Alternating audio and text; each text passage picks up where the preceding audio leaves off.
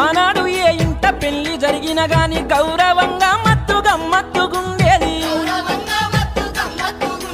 తల్లిదండ్రి పెళ్లి సంబంధము చూస్తే సచ్చినట్టు మచ్చి సంబూరపడుదురు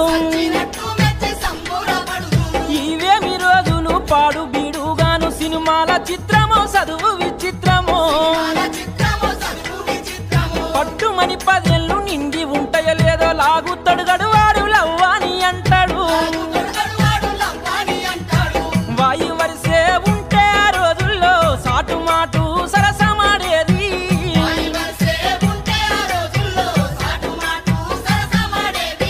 లోకమంతా చెడిపాయ చూడు అక్క చెల్ల